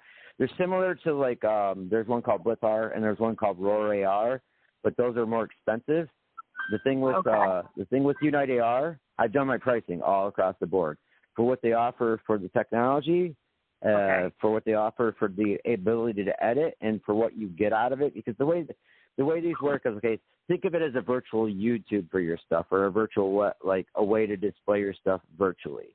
Now, there's two ways to do augmented reality. Like I said, the scanning of the image, that holds the data over top. That's target image scanning. And there's also one where it's called ground-based that works like Pokemon Go, where you copy and paste the link in your browser, and then all of a sudden it's there 3D floating in front of you. Okay. But I like Pokemon. It's a lot easier to see visually once you're doing it. But like United AR requires no code, and it's all visual. And even more that's better than that is that if you get far enough, you can produce your own app on that and publish it on Google Play, and you don't have to code. It's a non-code app. So the whole thing's non-code across the board. And it's a matter of, with those platform apps, where I was discussing low weights with files and stuff, that's where that comes into play, because your stability of the way that it's going to transmit, how it's going to anchor inside that environment, has a lot to do with the weight. And that's why it's so important for XRs and VRs and ARs to have low weight on those, because the functionality of it relies upon it. Like, I know guys that run XRs, and like it's a requirement that your videos are under 20 megabytes, because otherwise they're not going to play in there, and they're going to bog down the environment, and you won't even be able to open it. That's the biggest thing. And then that's the thing with the high-end people. Okay, they're putting huge assets in there. I'm doing it from a different end. I'm doing it from the end that you're doing it from, and that's why it's a powerful tool for people from your edge. And it is. It's just that those companies have not made it easy for average people to figure it out. I have, and with Unite AR, I found that's the simplest and easiest to use. And like with these scans, that's the way I was going to go. It's like the way that your setup works down there. You pay so much per setting, and you get so many scans per month. And then they have United AR. All I get is India. So did you start with India? United AR is the first. I started with 3 different platform apps. I just ran the gambit through them because I wanted to find the ones that I liked. That's the best one. United AR is the best one. You can get it on Google Play, or you can get it on Apple, on the Apple Store. It's I'm gonna listen to the replay. I got United AR. I'm gonna check it out. I'm just kind of like burned out from this day. A lot of knowledge. It's just a lot. I don't know what's going to happen. So, let me ask you this. You didn't take anything, and so somebody has you. You're supposed to, in human resources, have 3 strikes before you're out. Have you been called to the human that was the resources? First time. No, that was. That's number scary. 1. Well, then you need by law. If it's a big company, but you're third party, so they have to. That's why they have to go through your boss, because they realized, she doesn't work directly for us. Yeah, it was just that's scary. all that was. Okay. Yeah, what did you do? What were you doing at the time? We never got there. She never would tell me. I mean, she all was right. real So she was security. You were on video cam doing something. Think about it. What were you doing? I mean, I don't know. I really don't know. Do you have an idea? Where was the video camera when they called you upstairs? Your security friend that knows you, that's not blocked. That what? Oh, the one that did like me, you mean? I'm saying that you went up to, you didn't say human resources, but that would be probably what it is, because you said the security woman, which would be security. And security, unless she's walking the floor and you know her as a friend or was a friend, what did she say, or either what did she see on video cameras in this big building? I don't know. I really don't. I didn't do anything. I really did. So are you just a makeup artist professional that sells cosmetics at a very high-end store where you're putting makeup on or promoting? It is very high-end, but it's not cosmetics. It's fragrances. Oh, I've been at that oh yeah, I love that counter. Yep. All right, well, I'm trying to visualize it as a precog, which sometimes what you're sending over the phone isn't that great. So I could see that was happening, but okay, so it was fragrances. All right, well, I'm thinking that somebody is thinking you took something underneath the counter. So were you digging in your purse, or do they not have you bring in things in a clear? I put a bag in the back, but that's what it was right there. But I didn't have anything in the bag. It was just like food and samples. They don't know that. Oh. They don't know that. So, but that's what it is. It's a security question, and it's your first time in HR, and your security friend reported it, so she had to be there as the witness that saw you put the bag in the bag. So I hope that helps you. We should explain the discomfort and the weirdness. It was so weird. If she was the one that had to turn it in, then she probably felt a little awkward, and that might be it. It's probably a guilt issue more than anything. Better than an Android. I know she couldn't look at me later, but do you think it'll just be dropped? I mean, I don't want to say. I do want to get my own business. Well, you need to tell your person, in Florida where I am, what happened. That's what it's about, because you don't have to tell her on a radio show that a psychic helped you walk backwards, but right. It couldn't hurt. But if you want to keep your job, I'd leave the psychic out of it. But you just needed time to think about what you did that caught you. Well, I just know what happened, so that's the difference. So, because people in the beginning when they're talking to psychics, they talk cryptic, but you got real comfortable. And but see, when you get comfortable, you do things you wouldn't normally do. So they want to know what was in the bag that was in the bag. So that was your food had you come back from lunch? Is there explanation? No, it was before lunch. I have like drinks in there, samples in there, but I didn't. I feel like that maybe because it had to go to corporate, it'll get dropped, and I guess I have to keep my notes clean. I'm hoping that it just doesn't get brought back up. Just don't remember security, we're on high alert, and I've done security most of my entire life in personnel and information security, so there's no coincidence that you called me out of all the Blog Talk people. So, it worked out where you got all this great information with Scott, because do you know that Scott and I have never done radio, and he's the perfect co-host. Oh, wow. I'm trying. I'll have to invite him to come back every Saturday now. But Debbie, I'd like you to come back too if you're inclined to learn all this stuff. No, I really am. I've been I went to lunch and cried.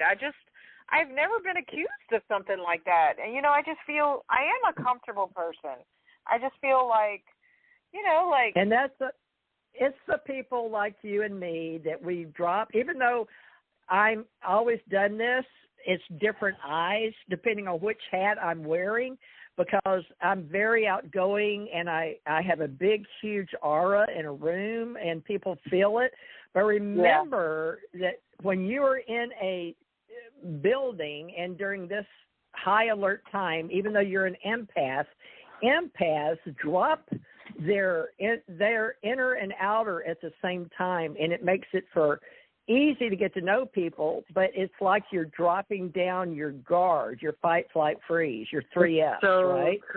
It's so true. And what you did wasn't your fault, but they don't know what you're putting in your bag, and security had to report it, and that was your wannabe friend on Facebook, and it's okay. It'll work itself out.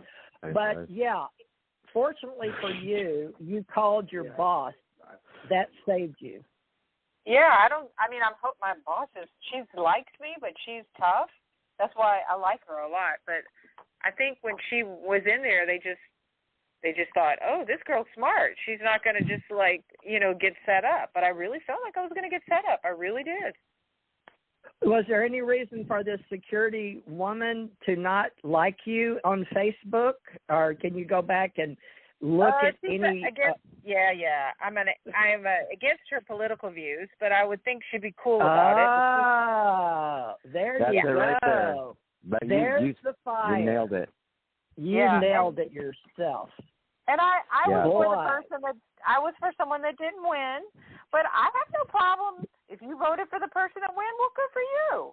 Good for you. All the T people, and folks, we're not going to say what it really is because my name starts with a T. All right, it looks like a cross. Okay, but what we're saying is there is a huge war on the planet. So don't give anybody any free information in our disinformation, misinformation, information, augmented reality to finger you, especially if they work in security and are a friend of yours on Facebook. Debbie? I didn't put anything on there, and I don't.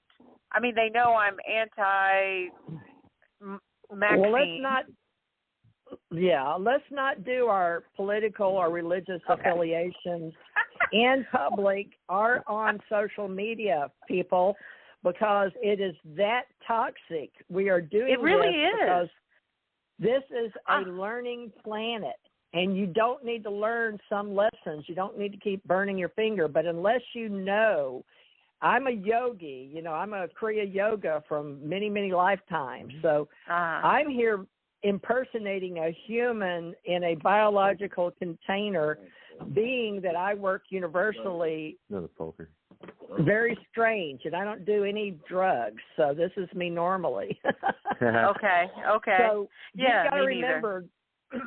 got to remember that there are people of all kind of people that walk this planet from other planets. Okay, They're from other universes.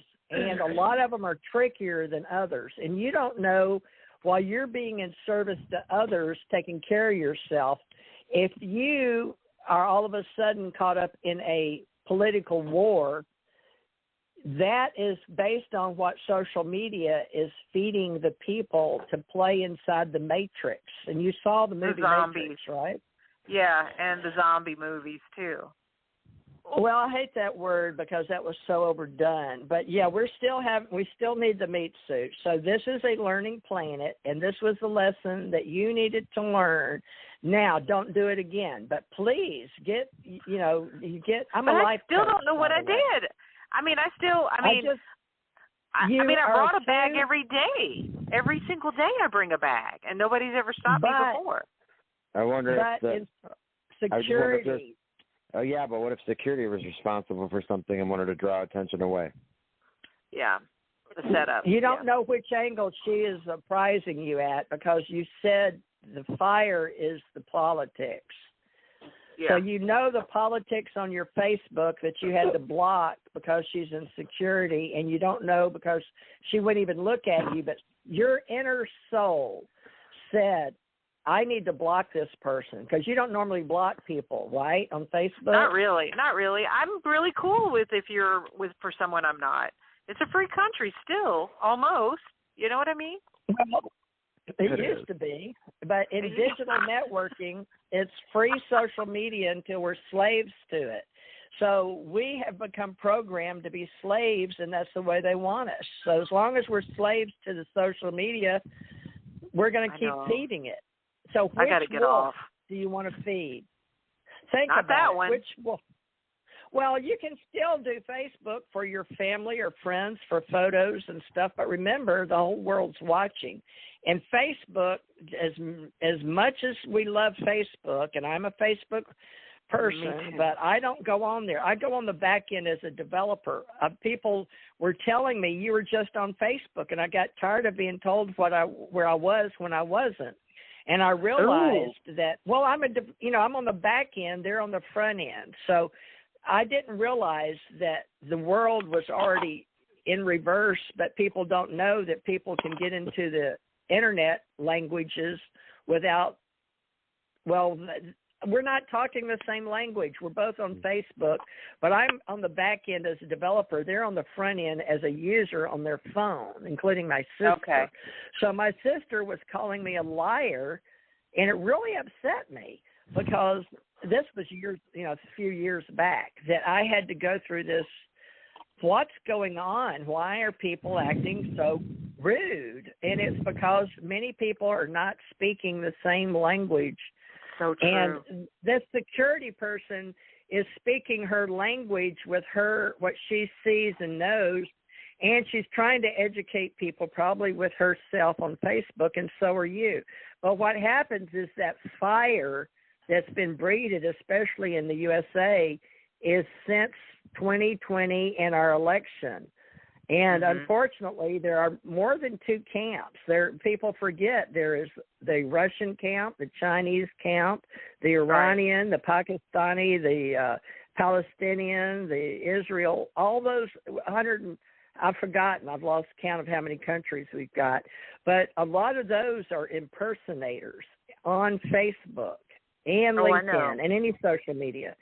So how you called in, though, was you wanted to know what's going on. And that is the first question people usually ask, what's going on.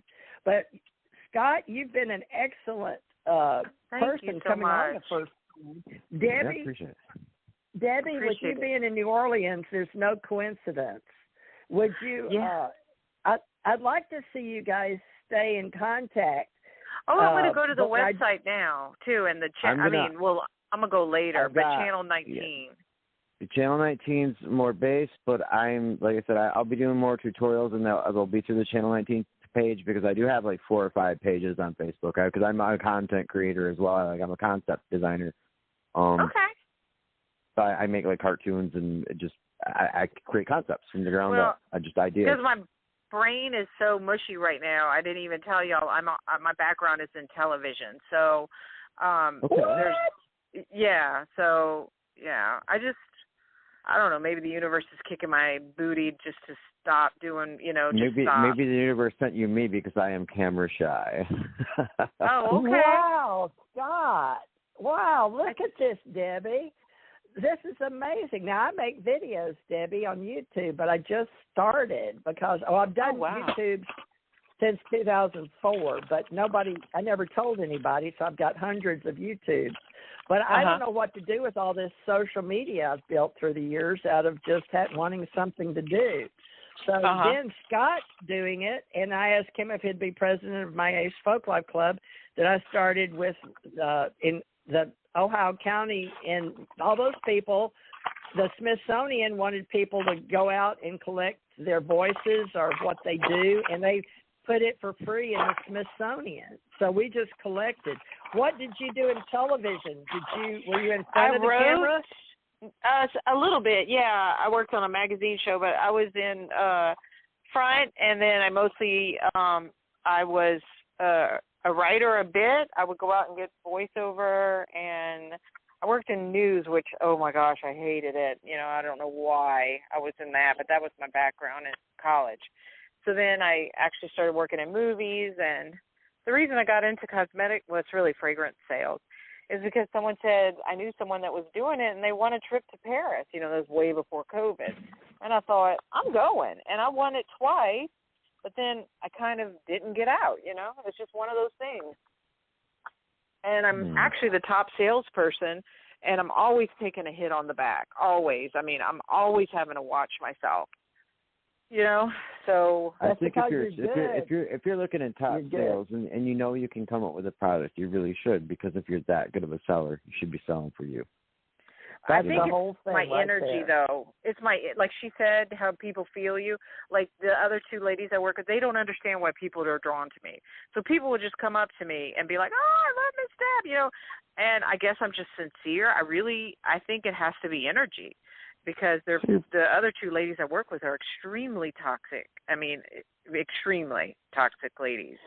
And, I could go into – that's why I suspected that one of them was kind of behind this. Like maybe somebody wrote a letter.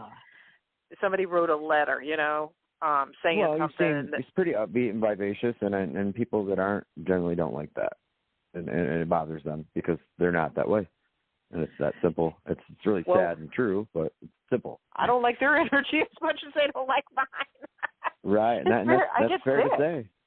I do get sick. I'll get ill. I'd say, you're down in New Orleans. You've got more opportunities to expound upon your ideas that are creative than probably almost any other city in the U.S. So, I mean, you've got a good start there, just being in the right place. What I'll be doing over the next month is creating the world player, the virtual player. I'm talking throughout the French Quarter. Okay. I mapped 2 years ago off of Barracks. There's a coffee shop down there, right in the French Quarter. But there's across from this coffee shop, I can't remember the name of it. I did a brick wall with a piece of graffiti on it, and I mapped it, and I put a video from a guy from Indonesia. Did a portal there. That was There's there. A lot it's not there. Spirits in the French Quarter. It's a very hard place to be in sometimes. Nah, not for me. Okay. I had fun when I was down there. My buddy lives just outside my buddy lives right just outside the French Quarter. When I got in there, I don't know, it was like a duck in water. I felt at home in that city more than I've ever felt home anywhere in my life. Well, Debbie, since you're in TV and you're in New Orleans, why don't you join me weekly and do co-hosting? I can't pay you, but you can come help if you've got time. Well, I mean, tonight I got off a little bit early, but yeah, I could join you again. That would be fine. All right, but you said you love BTR, and I'm right here, so okay. I do different nights for different things, and my co-host, Ken, in New Mexico, he's astronaut Ralph Kennedy Johnston. He was a civil astronaut at NASA and goes way back with me in Houston in '69, but if you're an empath, and I do, help people in art, culture, education, but also I'm asking for people on my Patreon to be mystics, oracles, psychics, sages, seers, and shamans. So I'm hoping they'll get the idea, even if they're an empath, it means them too, but maybe I'll have to go add that. But, yeah, you come back, and, of course, this guy Scott, since I asked him to be president, and he just said, okay. He didn't know what he was getting into. Yeah, I'm good. So, yeah, but it will be. We've only got 7 minutes left. Now, is it really about 8:30? I don't know. Are we going to be? Is this a good time or a bad time? Shall we make it later? I haven't been doing Saturdays, but Debbie, if you'll come back and help, and Scott, because y'all can be the New Orleans crew. Okay. Okay, that sounds fun. I'd love to. I get messages, but I don't get them. Sometimes they just happen. So, if I get a message that I will relay to somebody, and they'll be like, "Oh my gosh, how you knew that?" Well, it's usually sometimes I don't know how it comes, but I can help. I really, I'll definitely try. Document as you go, and I can add it into whatever I can. I do full on production for everything. Okay. So. And Scott's going to be the man on the street, which maybe you can help him. You don't have room in your home. Can you set up a home office, or you already have one because of the Florida lady? Do you already have a home office? I have a little desk, but no, I'm sharing my apartment with my mom right now. So so you don't. A good part of the process of what I'm doing, but it is literally street art, and will be done on the streets. And it has a lot to do with COVID era in the New Orleans relies on live art. It's the part of the city and live entertainment, and that's kind of what I'm trying to do, is to create ways where people can experience those things, and we can connect with the artists down there to present those things in a COVID-safe environment, to bring back commerce to New Orleans in a different way. Awesome. Okay. Go ahead. Debbie. You were going to say, do you want to do like a program of some sort? Is that what you want to do with your content? Okay. I want to do something that with him, but I want him to sign people up that are authors of their own book, or artists, or doing digital. But I've always told people they just need a phone. They don't even need a computer to get to me, because a lot of people don't like what I do as a web developer, So they do like art, And so I have a lot of friends that are and they like psychic readings. People like me to do readings for them. So right here in Pensacola, I don't go down, but we have great street fairs. We have, artists, and people are asking me down. I've got friends that talk to me and want me to come look at all their products. They set up at those little 10 by 10s or 10 by 20s and have the canvas and the poles. You know what I'm talking about. We have street festivals. Oh, and then go ahead. If you guys look me up at LinkedIn too, that's a more, the stuff that's being posted on LinkedIn is more current with what I'm talking about. I haven't been as present on Facebook lately. My Facebook changed recently, and I think I told Juice about that. It's kind of like a celebrity click hole. It's weird. I 2 of my pages updated like that about a month ago, where I can't see any of my friends. I can't message them, but all I can see is celebrities. Well, New Artist for Saturdays will be Ace Folk Life. Some people don't understand folk life, but folks, it's basically our street fairs, and we have in Washington, D.C. with the Smithsonian. But I don't know how to sell folk life except on the street art, street festivals. Oh, and that's the thing, is that this is going to be a conduit to do the same thing, but virtually. And that's virtually street art. And that's going to be the beauty of it, is that it'll be a way where you can take everything that is on the street and create a 3D sculpture and kind of go into it. That's what. Can you help me? I'll have to. I miss the Pensacola one, but during COVID-19, I can't help that I didn't get out and help people like I usually do. It's go on the street, pick up their card, take a picture of their setup, put them on the internet for them if they don't have a website, and then if they do, I charge them $25 to be in my club, and I give them a page, and like I'm doing for Scott, but Scott doesn't have his a recent photo. So all I ask you to send me, Debbie, is your photo, like something. I want people to, be recognized in our group. So I've got a spirit guide. I've got Spirit and Spirituality and Wellness magazine, and I'm just getting it started again. And I've got Spirit Guide. I've got what is it called? Mystic Guide, and I've got Esoteric Guide for last night. And then on YouTube, just go to Teresa J. Morris Host, and then it cost me a lot of money, but I was giving it all up because of COVID-20, and I'm at home and I'm retired, and I just do this for fun. So it's a hobby. But if Ace Folk Life, if I have people that they're going back into the street again, we can make it work in New Orleans. So Scott just told me, well, I'm going to New Orleans, and we can do it there. I was like, cool, Okay. So if you touch base, maybe Scott, you can meet her back here if I can't make anybody do anything. It's strictly a hobby, radio hobby. That's fine. I mean, I will be down in New Orleans by late next week, and I'll be working by then. And most of the setup that I'll have done will probably be done within the following week, because it's all integrated and done and ready to flow. It's just a matter of the templates are there. I just have to add art and build. You don't know what kind of how are you? Can you do a radio show with anybody you meet on the street at McDonald's, or is there a McDonald's on Bourbon Street where you're hanging out? I don't even know. Not really. No, there's one on Canal, but Wi-Fi signals are really hard too. You hit a lot of black spots with Wi-Fi signals in New Orleans too, which is kind of funky just because the geo positioning. But well, we're very bohemian. You'll have to figure out we're, the gypsy minimalist people in New Orleans. You just go down to the square.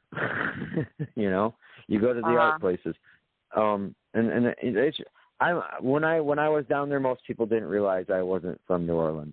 I travel with a backpack, and I ride a bicycle, and I don't look like a businessman, and I look like the least likely person to be doing what I'm doing, but that's why I do it that way, because that's how people go all over the world for years and years. They work their way across countries, and we have a lot of people that do that in New Orleans, backpack and bicycles. So I've got a meetup group. It's science fiction writers here at Gulf Breeze I've already paid the $50 for 6 months, but we can use the meetup group if we need to. I've got all kind of resources that you guys could use, but do it, Debbie, part-time, that your soul or your spirit or whatever had you call in because you like BTR. That's why I wanted to know the sale marketing questions, because I'm not much into the sales, but you are.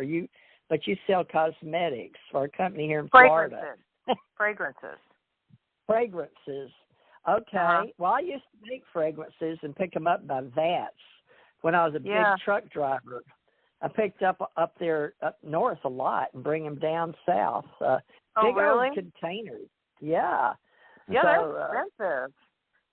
I had you know how they use them in candles too, and then we sell candles. We sell lipsticks. We sell creams. It's not my background, but I don't know why. I just got all caught up in it. I don't know. And then I'm like, what am I doing here? These are not my people. But if it's something that you gravitated to, there's probably more of a reason why you just did. I didn't particularly seek out what I'm doing. I just kind of found it.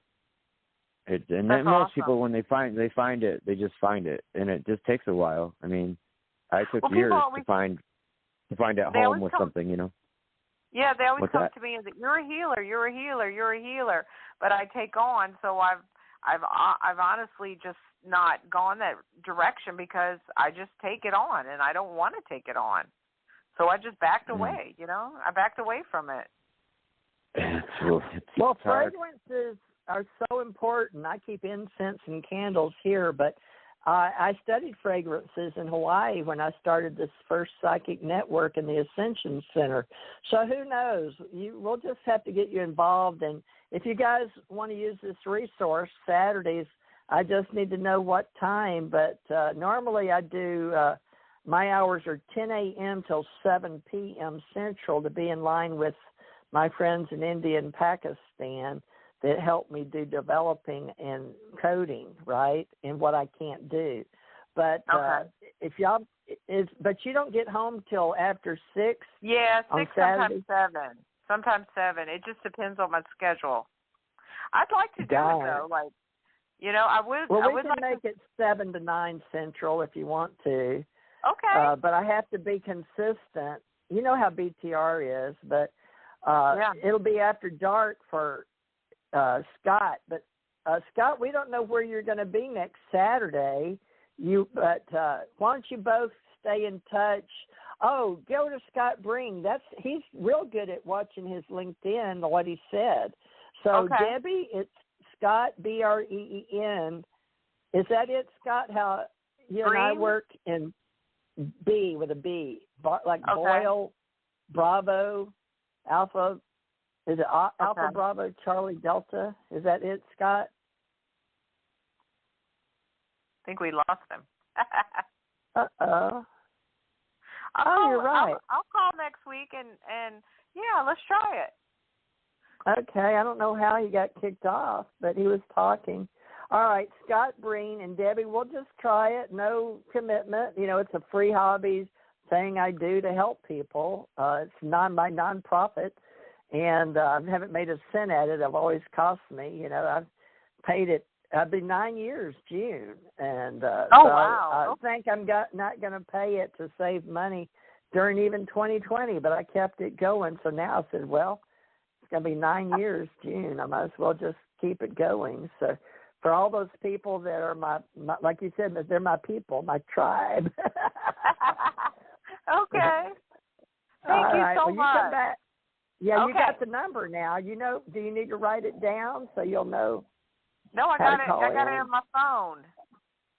The number for the show? Yeah, I got it. Okay, thanks, y'all. Bye. Yeah, bye-bye. All right, folks, we're going to get out of here. And love and light. And Scott is on Scott Breen, Breen, on LinkedIn. We are, he's the president, and the next 3 years of Ace Folk Life Guild for our artists, GUILD, artists and musicians especially. And we're going to do our best to have you in the ACO Association or the Art TJ Morris CT Radio right here, folks. Thank you so much, and we will see you next Saturday right here. Same time, same station. Oh, we could be tomorrow if my people show up for Sunday. That's Richard T. Knight, Pastor Rich, Pastor Ken, and Pastor Gigi. But it'll probably happen, but I just can't tell you what time. Love and light, everybody. Thank you for being my listeners. Bye-bye. See you tomorrow.